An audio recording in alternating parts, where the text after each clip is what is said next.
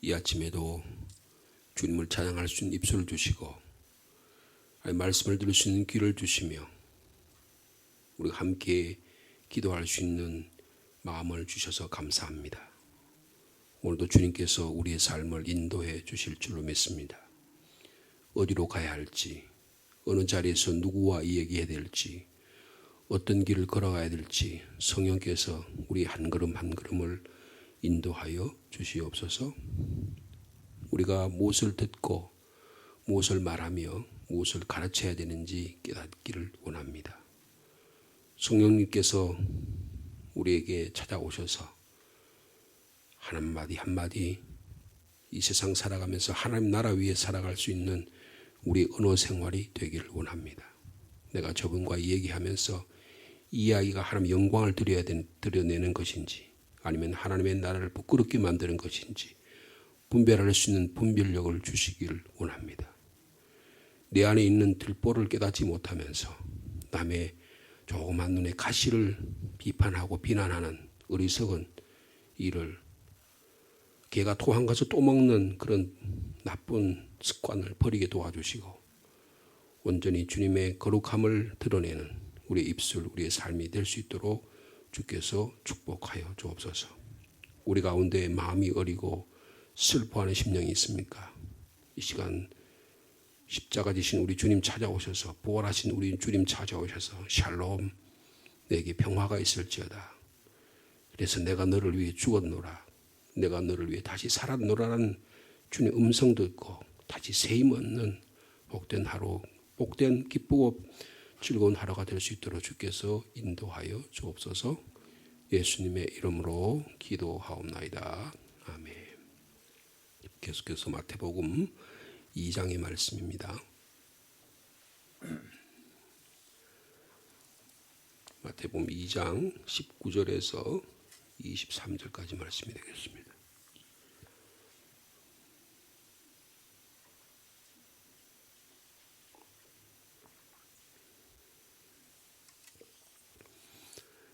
마태복음 2장 19절에서 23절 한 절씩 교독합니다. 헤롯이 죽은 후에 주의 사자가 애굽에서 요셉에게 현몽하여 이르되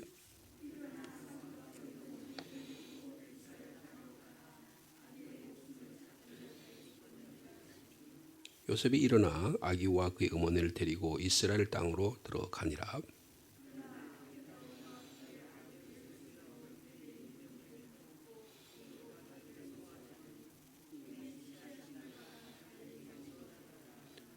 (23절) 말씀 같이 읽습니다.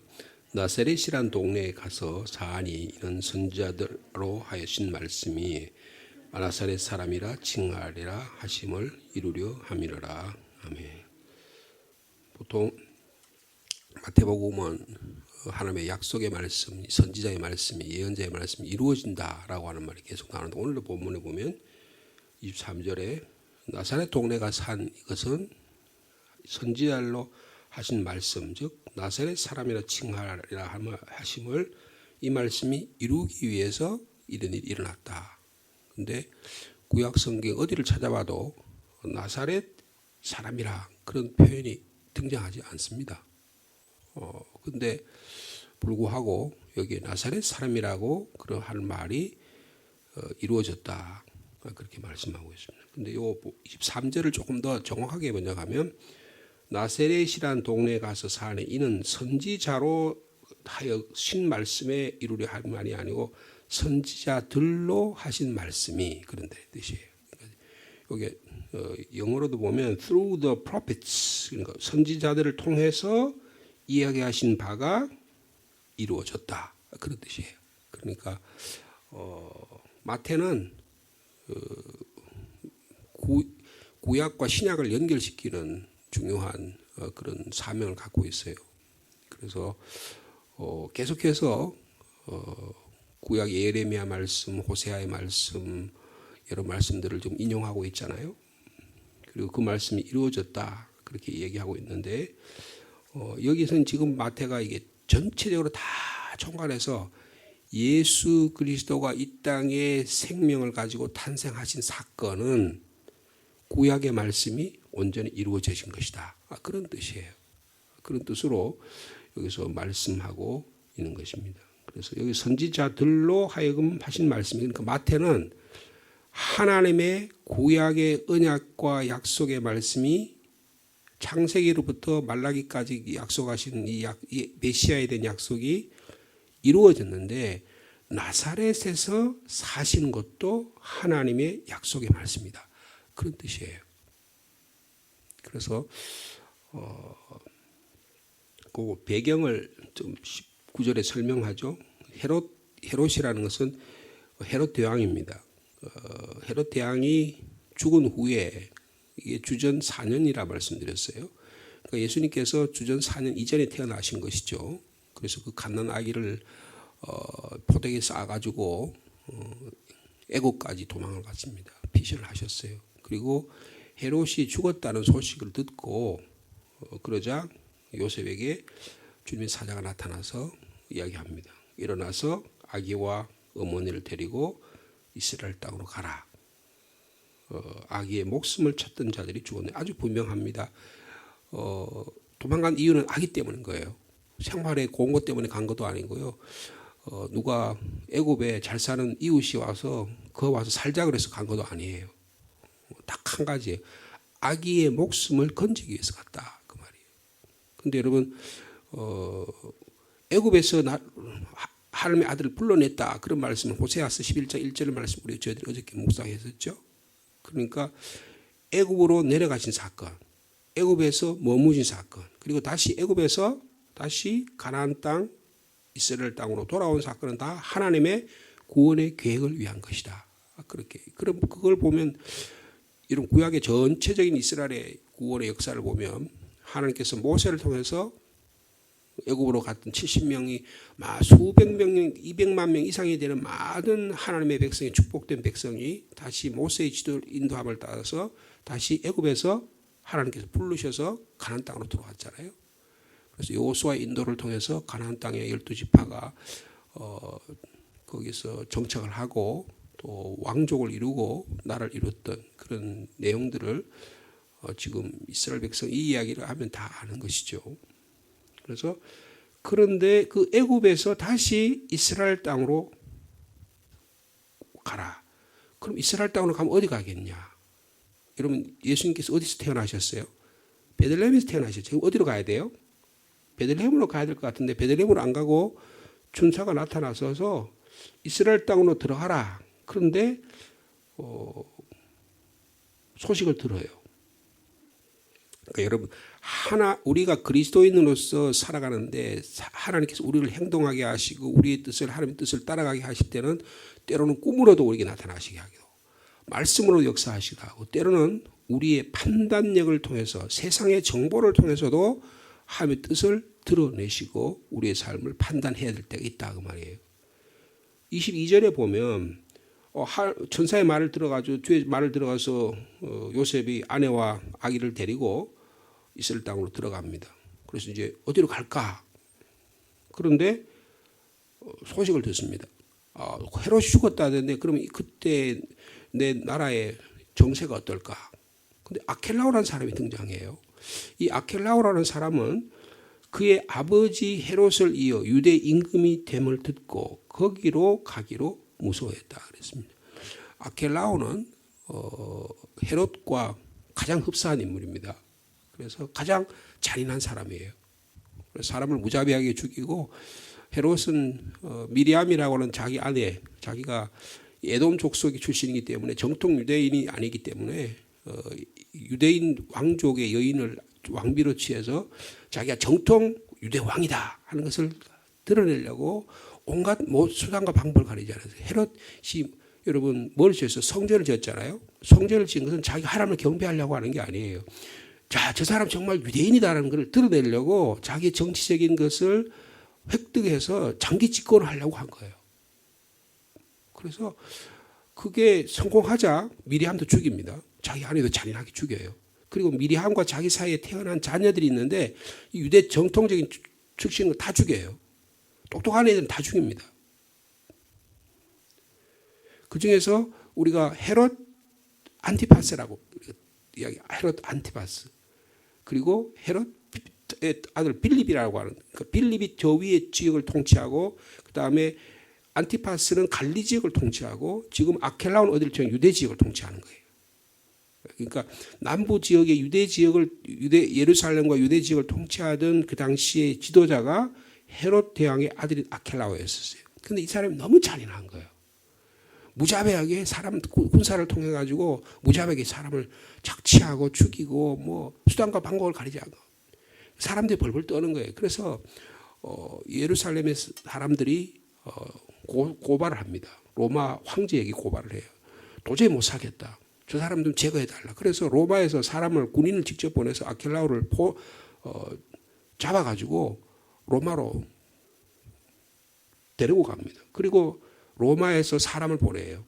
그래서 로마의 총독이 보냅니다. 그래서 예수님 당시가 예수님이 십자가에 지시고 그 당시에는 AD 한 30년경에는 그 당시에 총독이 누구예요? 빌라도였었습니다. 그러니까 다른 데는 북쪽에는 헤롯 안티파스라는 사람이 분봉왕으로 통치를 하고 그 위에 빌립이라는 사람이 통치하고 있는데 밑에는 누가 통치해요?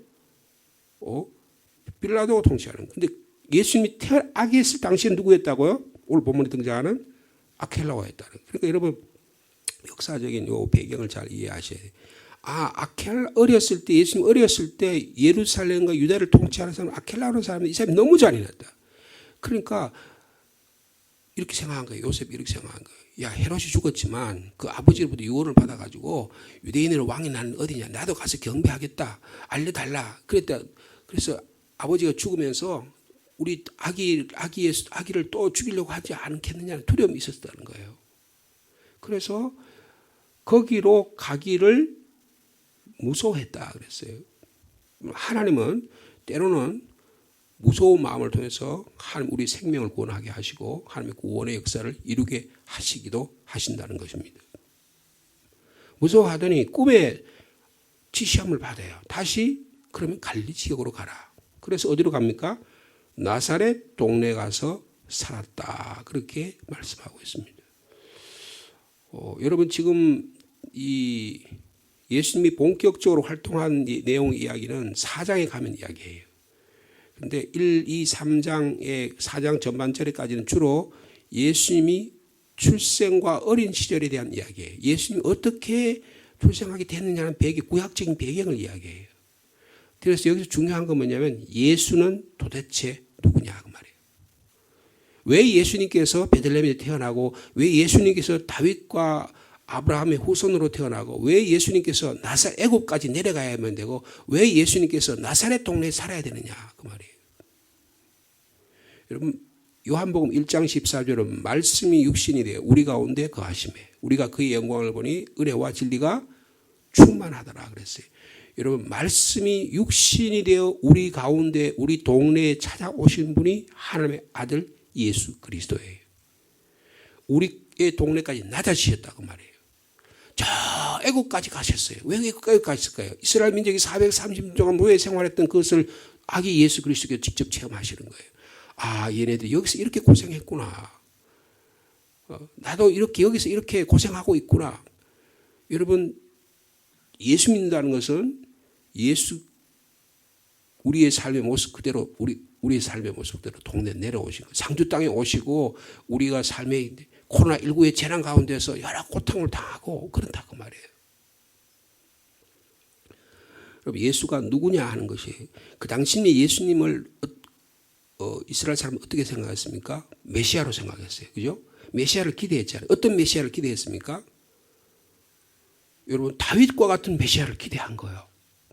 그래서 예루살렘 예수님께서 입성하실 때 호산나 호산나 다윗의 왕으로 오신 아들 오신 이여 환영합니다 환영합니다. 그런데 예수님께서 말해요. 아니야 나는 십자가에 죽을 거야 그러니까 기가 막히잖아요. 여러분 내가 교회 와서 내가 믿고 내가 바라는 예수 상하고 예수님의 실제적인 모습하고 다를 때 어떡하겠냐 그 말이에요. 이제 그걸 이야기하는 거예요. 특별히 오늘 나사렛까지 내려가셨다는 거예요. 이 나사렛이라는 뜻은 여러분 무슨 뜻이냐면 요새 말하면 촌놈이다 그런 뜻이에요. 저거 별 볼 일 없는 아무 미미해가지고 영향력도 없는 그냥 뒤돌아보지도 않아도 될 아주 그냥 무닥다리 막 그런 뜻이에요. 여러분 놀랍게도 요셉과 마리아의 고향이 나사렛입니다. 이스라엘 중부 지역의 아주 외딴 산골이에요. 그래서 제가 이거 말씀 봉사하면서 야 이거 우리 제가 어릴 때 살던 고향하고 같네. 어릴 때 살 때인데 제가 전기불이 안 들어왔어요. 어릴 때는 호롱불까지 살았다고요. 그래가지고 겨울에 교회당에 호롱불 켜놓고 그다음에 그다 불 떼가지고 갈비 가지고 이렇게 해가 불 쏘시게 만들어가지고 장작 넣어가지고 그거 그래가지고 했던 기억이 나요. 그 석탄도 없었어요.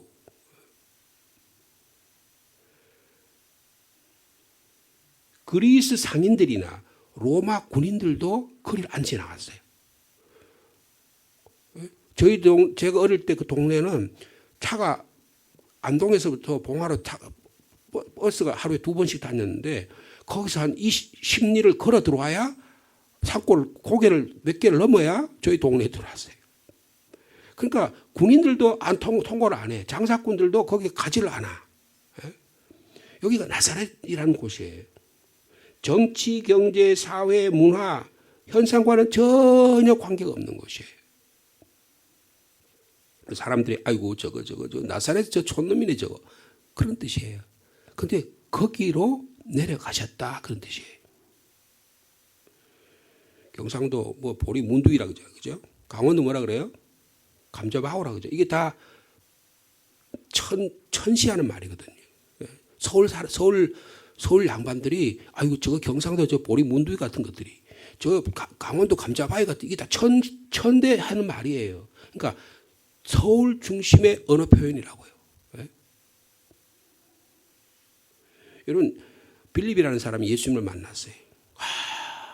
야 드디어 내가 메시아를 만났구나. 그래서 자기 친구한테 갑니다. 나다나엘이라는 사람을 찾아가요. 야 나다나엘아 내가 메시아를 만났다. 그러니까 나다나엘이 뭐라 그래요? 나사렛에서 무슨 선한 것이 나겠느냐. 그러니까 나사렛 그만 아유 야야 말도 하지 말. 그래도 예루살렘의 명문 가정에서 태어났다 그러면 내가 알게 듣겠고 뭐 할 수 있겠는데 아니 나사렛에서 무슨 선한 것이 나. 여러분 그런 말을 하잖아요. 여러분 예수님께서 나사렛 동네에 가셨다는 거예요. 우리가 생각하는 메시아상, 우리가 생각하는 그리스도, 우리가 생각하는 호산나 다윗의 왕으로 오시니라고 생각하는 그런 것을 주님이 깨뜨리신다고 말해요. 여러분 신앙생활은 뭐냐? 내가 생각하는 메시아상을 깨뜨리는 게 신앙이에요. 야 정치적으로 우리를 해방시켜주는 왕, 밥 잘 먹여주는 왕. 야 내가 교회에다 헌금 많이 하고 내가 교회당 세우는데 이만큼 헌금하면 하나님께서 나에게 이만큼 갚아주시겠지라고 하는데 별로 잘 안 갚아줘. 그럼 어떻게 해? 내가 생각하는 메시아상이 좌절하는 거죠. 실망하는 거예요. 내가 병 낫기를 원했는데 하나님 탁탁 금방 탁탁탁 치료해 줬어. 그러면 그렇게 안 되는 사람은 또 코로나 때문에 돌아가신 분도 있어요. 여러분 그럼 어떻게 해요? 야, 날 치료받기가 원했는데 치료 안 해줬어. 그러면 그 치료 안 해줬으면 그 하나님은 우리가 기대하는 하나님 아닙니까? 내가 문제를 해결해야 돼. 문제 만사 형통에 문제가 다 해결되지 않았어. 이런 문제도 남아있고 저런 문제도 남아있고 계속적으로 고통이 내게 계속 다가오고 있어. 그러면 야 내가 예수 헛믿었나 보다. 여러분 헛믿은 겁니까? 내가 기대하는 메시아 상이 맞냐 그 말이에요. 여러분 예수님 오셔서 나는 죽으러 왔다. 나는 죽노라 그랬어요. 아니 사는 이야기 해줘도 지금 기분이 풀릴까 말까 하는데 예수님 오셔가지고 자꾸 죽는다 그러니까 어떻게 제자들이 말이에요. 내가 3년 동안 따라서 내 가족도 다 버리고 재산도 다 버리고 명예도 다 버리고 주님 따랐는데 그래서 그럼 예루살렘 올라가기면 한번 멋지게 한번 살아볼까 싶었는데 그게 하나도 안 이루어지는 거예요. 여러분 세례 요한이 예수님께서 요단강에 가는 걸 보고 세상 죄를 지고 가는 하나님의 어린 양이라고 그랬어요. 아니 세상 죄를 지고 가는 하나님 어린 양인데 그거 보고 따라갈 인간이 어디 있겠냐고요. 여러분 세상 죄를 지고 가는 하나님의 어린 양을 여러분 따르는 믿음이 있기를 축복합니다. 그러니까 나사렛으로 내려갔다라고 하는 말은 낮은 곳으로 임했다 그 말이에요. 그래서 이것이 하나님의 뜻이다 그런 뜻이에요. 낮고 천한 나사렛을 하나님이 선택하셨다는 거예요. 여러분 초림으로 오신 주님은 초라한 모습으로 오신 주님입니다.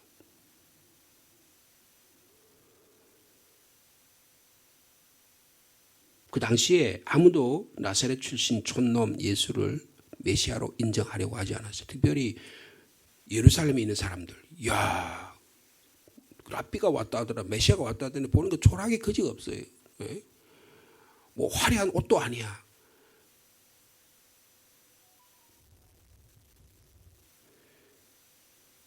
여러분 예수 그리스도가 어떤 분인지를 분명하게 잘 이해할 수 있는 저와 여러분 되기를 축복합니다. 나사렛에서 오셔서 우리의 촌놈같이 우리의 연약함, 우리의 공공함, 우리의 가난함, 우리의 질고, 우리의 삶의 형편을 아셨기에 우리를 구원해 주실 수 있는 거예요.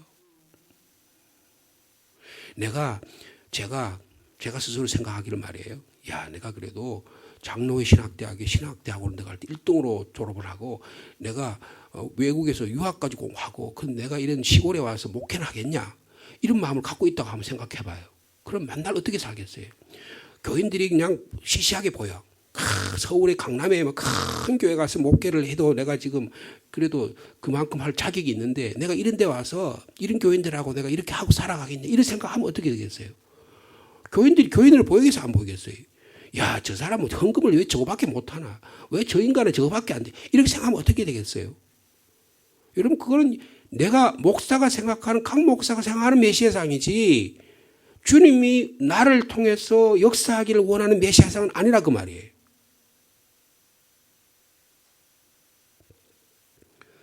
여러분 예수님은 이 땅에 죽으러 오셨습니다. 왜 죽으러 오셨어요? 우리를 살리시라고. 우리를 죄와 사망에서 건지시라고. 왜 예수님께서 애굽에 내려가셨어요? 이스라엘 민족을 죄와 사망에서 구원한 모세 사건을 직접 체험하시기 위해서요. 여러분 예수 그리스도는 우리의 구원자가 되심을 믿으시기 바랍니다. 예수께서 사망과 죄와 사망에서 우리를 건져주심으로 말미암아 우리의 삶의 새로운 창조주가 되심을 믿으시기 바랍니다. 그런 의미에서 나사렛 동네에 가서 살았는데 이것이 선지자의 말씀에 나사렛 사람이라 칭하심을 이루려 한다고 하는 말은 위대한 신앙 고백이에요. 여러분이 출신 여러분의 삶의 모습을 주님 앞에 그대로 고백하며 주님 제가 주님 앞에 갈 때 제 삶의 모습을 다 받아줄 줄 믿습니다라고 하는 고백이 있기를 바랍니다. 여러분 내 삶이 귀한 거예요. 내 현재 삶을 있는 모습 그대로 받아 주님께 올려드릴 때 주님께서는 우리를 귀하게 사용해 주실 줄로 믿습니다. 우리는 예수 그리스도께서 왜 이 땅에 인간의 몸을 입고 오셨는지를 분명히 이해해야 한다는 것입니다. 우리 성경 말씀 한 구절 보겠습니다. 구약 성경 이사야 53장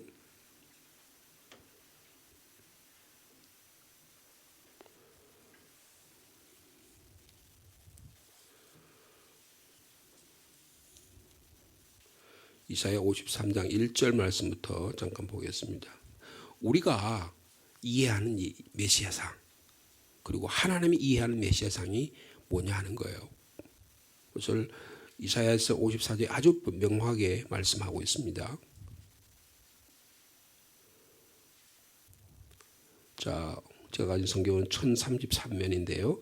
이사야 53장 1절에서 3절까지 한 목소리로 같이 읽습니다. 시작. 우리가 전하는 것을 누가 믿었느냐? 여호와의 팔이 누구에게 나타났느냐? 그는 주 앞에서 자라기를 연한 순 같고 마른 땅에서 나온 뿌리 같아서 고운 모양도 없고 풍채도 없은즉 우리가 보기에 흠모할 만한 아름다운 것이 없도다. 그런 멸시를 받아 사람들에게 버림받았으며 간고를 많이 겪었으며 질고를 아는 자라. 마치 사람들이 그에게서 얼굴을 가린 것 같이 멸시를 당하였고 우리도 그를 귀히 여기지. 아이고 저거 나사렛 놈이네. 저 촌놈이 왔네. 저거. 아이고 저거 못 배워가지고 저거 누구한테 출신이 어떤지도 가마리아 문화에서 자라지도 않았잖아. 저거 명문 학교도 안 나왔네. 저거 신학교도 저 어디 시골에 따라지 신학교를 나와가지고 지방 신학교를 나와가지고 저거 형편은 없는 거네. 저거. 예수님께 그렇게 멸시를 받았다는 거예요. 나무를 옛날에 왜 요새는 지금 도로에 그 가로수가 다르지 옛날에는 신장로에다가 뭘 심었어요? 예? 플라타나스를 많이 심었잖아요. 플라타나스 심으니까 차가 지나가다가 막 가지가 뻗고 그런 거 어떻게 시에서 막 그냥 밑동부터 싹 다 잘라버려요. 그럼 어떻게 얘가 자라지 못하고 어떻게 거기서 밑동에서 싹이 이렇게 나잖아요. 예수님이 어떤 모습인지 마치 그 모습과 같았다고 말이에요. 연한 순 같다는 말은 밑동을 딱 잘라버리니까 거기서 자라는 그 나무 같아. 그거 오래 못 살잖아요. 사람들이 아이고 저거 다 잘라버리네 저거. 예수님의 모습이 그랬다는 거예요. 멸시를 받았다는 거예요. 그래서 우리가 보기에는 흠모할 만한 것이 아름다운 것이 하나도 없어요. 여러분 외모로 사람을 판단하지 말길 바랍니다. 하나님은 중심을 보시는 거예요. 중심을 보시는 거예요. 오히려 멸시받고 천대받고 내가 상대방에게 내가 예수 믿는 것 때문에 내가 목회하는 것 때문에 멸시를 당해. 내가 그것 때문에 주님의 이름이 무시를 당하지 않아. 그럼 여러분 주님께 영광 되는 거예요.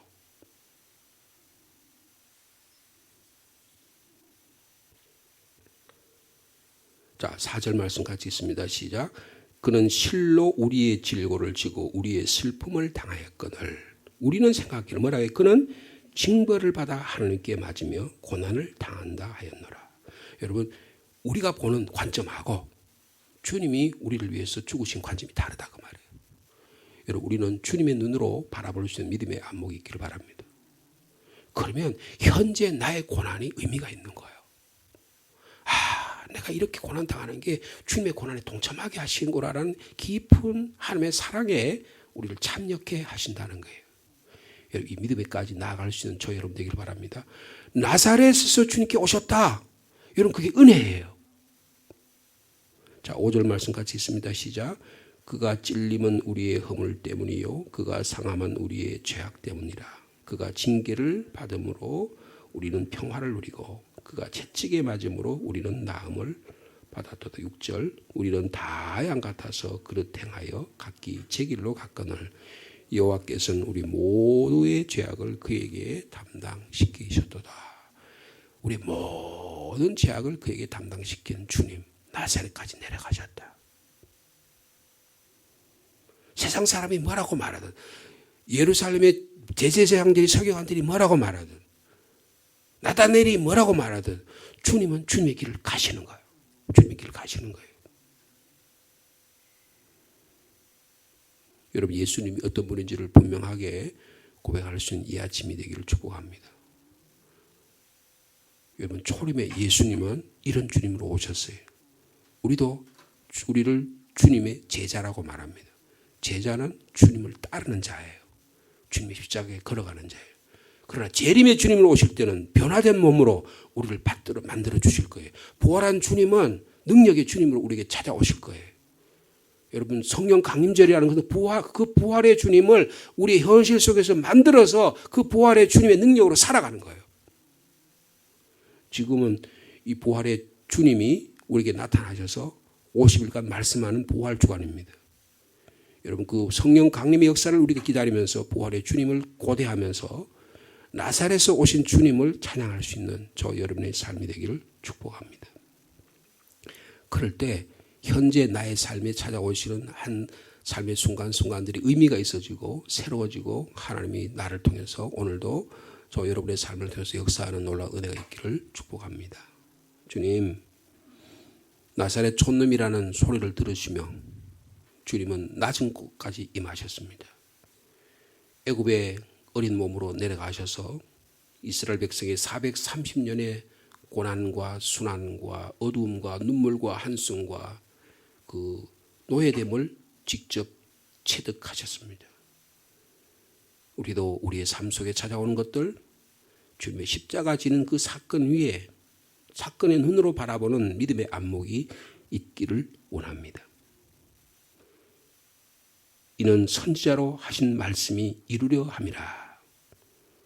주님 하나님의 약속의 말씀이 우리를 통해서 이루어지기를 원합니다. 우리 교회를 통해서 이루어지기를 원합니다. 계속해서 나를 학대하고 내 모양이 이 꼴이 뭐야, 내가 여기서 이렇게 살아야 되나, 자기를 학대하고 남을 원망하고 불평하고 살아가는 비참한 인생 살지 않게 하시고, 내 현재의 모습 속에서 내 나사렛 출신이라도 하나님은 그 나사렛 출신 예수 그리스도를 통해서 하나님의 놀라운 구원의 역사를, 그에게 모든 죄를 다 담당시키심으로 우리의 생명을, 우리의 죄와 사망에서 건져주신 그 주님만을 고백하는 우리의 삶이 될 수 있도록 주께서 인도하여 주시옵소서. 주님 영적 분별력을 주시기를 원합니다. 분명한 예수님이 어떤 분인지에 대한 명확한 삶의 태도와 우리의 확신이 있기를 원합니다. 나는 죽으러 왔다. 나는 생명을 살리기 위해 죽으러 왔어. 우리는 주님의 제자로 이 주님의 말씀에 나도 내 가족 살리기 위해서 죽으러 왔어. 나는 낮아질 거야. 이 낮아진 가운데 하나님이 역사하실 거야. 이 분명한 믿음이 있게 하여 주옵소서. 세상 죄를 지고 하는 하나님의 어린 양을 보라고 말씀하신 우리 사도 요한의, 세례 요한의 말씀처럼 우리도 세상 죄를 지고 하는 하나님의 어린 양을 따라가는 우리 성도들 다 되도록 주께서 역사하여 주옵소서. 주님 간절히 기도합니다. 코로나19가 많이 약해졌다고 하지만 아직도 4만 명, 5만 명이나 되는 사람들이 지금 고통 가운데 있습니다. 생명을 잃은 사람들도 많이 있습니다. 주님 불쌍히 여겨 주옵소서. 이 재난 가운데, 이 재앙 가운데 주님의 거룩한 뜻을 깨닫기를 원합니다. 우리가 얼마나 죄인인지, 우리의 탐욕과 욕망이 얼마나 많은지, 우리가 우리의 과학과 문명을 얼마나 맹신하며 살아왔던지, 하나님을 제외하고 하나님을 제껴놓고 살았던 우리의 삶의 모습을 회개합니다. 주님 저희를 불쌍히 여겨 주시옵소서. 우리 사랑하는 성도들 이 재난과 재앙에서 건짐을 받기를 원합니다. 주님 치료의 광선을 발하여 주옵소서. 우리 주변을 돌아보게 하시고 연약한 자, 고난당하는 자, 주님으로 인해서 슬퍼하는 자 주님께서 위로해 주시기를 원합니다. 주님 우리의 삶의 태도가 변하기를 원합니다. 아직까지도 예수 믿기 전이나 예수 믿기 후나 믿은 후나 하나도 안 변해서 날마다 우리 입술 가지고 교회 와서는 주님 찬양하다가 세상에 나가기만 하면 하나님 욕하고 교회 목사 욕하고 주의 믿는 동료들 신자들을 욕하는 그런 어리석은 죄들 되지 않기를 원합니다. 자기가 뭐 똑똑하다고 자기 주장대로 해야지만 된다고 생각하는 건지 주님 뜻대로 살아가는 저희들이 되기를 원합니다. 한 번 한 번 십자가의 은혜를 허락해 주시기를 원합니다. 진정한 주님의 십자가로 예수 그리스도 믿는 믿음에 굳건한 믿음이 있어야 삶이 변하게 될 줄로 믿습니다. 예수를 인격적으로 만나지 못하니 십자가에 달려주신 나사렛 예수 그리스도를 믿지 못하니 자기가 만드는 영광스러운 그런 환상을 가지고 그것을 예수라고 믿으니 늘 환상에 빠져 삽니다. 그리고 자기는 굉장한 믿음의 소유자라고 생각하며 살아가는 우리의 불쌍함을 용서하여 주옵소서. 나사렛까지 낮아진 그 주님을 따르는 믿음이 있기를 원합니다. 그래야 나의 하나님 나의 이름 어찌하여 나를 버리십니까? 라고 주님의 고백과 주님의 절규가 이해되고 주님의 십자가의 탄식과 슬픔이 이해되고 내 고난과 내 삶도 바로 이해되는 그런 놀라운 은혜가 있게 될 줄로 믿습니다.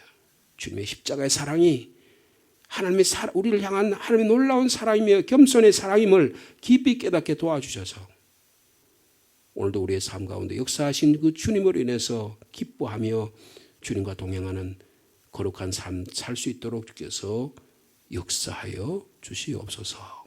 5월의 가정의 달입니다. 주님 우리의 가정에 복을 주시기를 원합니다. 생명의 복을 주시고 구원의 복을 주시고 평화의 복을 허락하여 주시옵소서. 우리 교회 부활절 이후에 성령 강림의 기간까지 부활의 기쁨으로 살아가기를 원합니다. 교회가 활성화되게 하시고 모이기를 즐거워하게 하시고 우리의 불신의 벽이 무너지게 하시고 잘못된 예수 그리스도의 잘못된 생각들이 버리게 도와주시고 다 주님의 말씀 앞에 깊이 새겨져서 그리스도의 사랑 가운데 온전해지는 우리 성도를 다 될 수 있도록 주께서 축복하여 주옵소서. 오늘도 세상에 나가서 살아갑니다. 주님 뜻 이루어드리는 거룩한 주의 성도를 다 될 수 있도록 축복하여 주시옵소서. 사랑하는 자녀들, 군문에 나가 있는 자녀, 직장과 일터로 나가 있는 자녀, 해외에 나가 있는 자녀, 한 사람 한 사람 붙들어 주시옵소서. 믿음의 길에 떠나지 않게 하시고 주님의 거룩한 팔에 안아 주옵소서. 나를 위해 기도하고 있는 부모님이 있으면 눈물로 기도하는 부모가 있음을 기억하게 하시고 신앙이 회복되는 은혜가 있도록 주께서 역사하여 주시옵소서. 인생의 노후를 살아가고 믿음의 선한 길을 살아가는 우리 모든 우리 장로님, 권사님, 집사님들 은혜를 더해 주시고 이 새벽길 제단을 지키는 주의 종들로 인해서 하나님의 교회가 더욱 든든히 설 수 있도록 주께서 역사하여 주옵소서. 오늘도 목회 일정 가운데 주님이 함께해 주시기를 원합니다. 예수님의 이름으로 기도하옵나이다. 아멘.